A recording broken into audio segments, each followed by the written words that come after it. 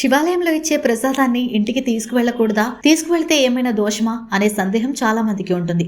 ఈ ప్రశ్నకు సమాధానమే చందీశ్వరుడి కథ. శివాలయ ప్రసాదానికి సంబంధించిన ఈ ఆచారానికి పురాణాల్లో గట్టి ఆధారం ఉంటుందని చెబుతారు. చిదంబర క్షేత్రానికి చెందిన విచార శర్మ చిన్ననాటి నుంచే పరమశివ భక్తుడు. తన వద్ద ఉన్న గోవులు ఇచ్చిన పాలతో నిత్యం శివలింగానికి అభిషేకం చేస్తూ భక్తి పరాకాష్ఠకు చేరాడు. అయితే ఈ భక్తిని అర్థం చేసుకోలేని అతని తండ్రి ఇది వృధా ఖర్చు అంటూ శివలింగాన్ని తన్నేందుకు ప్రయత్నించాడు. ఈ దృశ్యం చూసి భక్తితో కూడిన ఆవేశంలో విచార శర్మ తండ్రిని శిక్షించాడు. ఆ క్షణంలోనే శివపార్వతులు ప్రత్యక్షమై విచార శర్మ భక్తికి మెచ్చుకొని అతడిని చండీశ్వరుడుగా అనుగ్రహించారు. అప్పుడే శివుడు ఒక ప్రత్యేక వరం ఇస్తాడు. తను స్వీకరించి విడిచిపెట్టిన నైవేద్యం లేదా ప్రసారం చండీశ్వరుడు మాత్రమే స్వీకరించాలనే వరాన్ని ప్రసాదిస్తాడు. అందుకే శివాలయ ప్రసాదాన్ని నేరుగా ఇంటికి తీసుకువెళ్లకూడదని ముందుగా చండీశ్వరుడికి అనుమతి తీసుకోవాలని ఆచారం ఏర్పడింది.